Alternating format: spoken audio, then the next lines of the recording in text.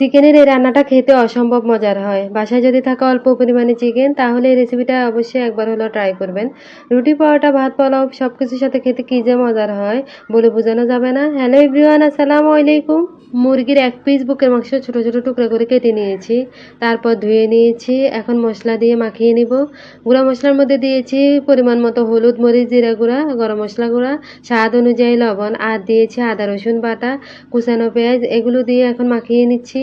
এই তো মাখানো হয়ে গিয়েছে, এখন রান্না করব। এই তো কড়াইতে পরিমাণ মতো তেল দিয়ে নিচ্ছি। তেল গরম হয়ে যাওয়ার পরে কিন্তু মাংসগুলো এর মধ্যে দিয়ে নিয়েছি।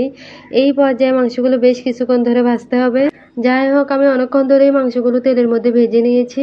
এই পর্যায়ে কয়েকটা আলু ছোট ছোট টুকরো করে কেটে দিয়েছি, আর দিয়েছি আস্ত মশলা। আস্ত মশলার মধ্যে দিয়েছি এলাচ, দারুচিনি, তেজপাতা। এখন আলু আর মাংস অনেকক্ষণ ধরেই মশলার মধ্যে কষাতে হবে। তো এই পর্যায়ে আমি ঢাকনা দিয়েই আলু আর মাংস কষিয়ে নিব।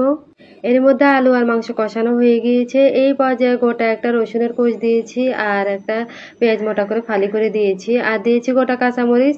এই রসুন আর পেঁয়াজ দেওয়ার কারণে কিন্তু এই মাংসের টেস্ট বহুগুণে বেড়ে যায়। এখন একবারে ঝোল দিয়ে নিচ্ছি, এই ঝোলেই রান্নাটা করে নিব। যাই হোক, এর মধ্যে রান্নাটা কিন্তু হয়ে গিয়েছে।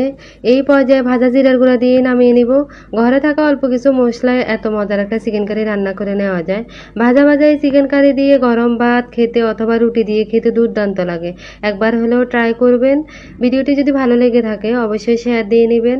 আজকের মতো এখানেই বিদায় নিচ্ছি। নেক্সট ভিডিওতে আবারও দেখা হবে। আল্লাহ হাফেজ, আসসালামু আলাইকুম।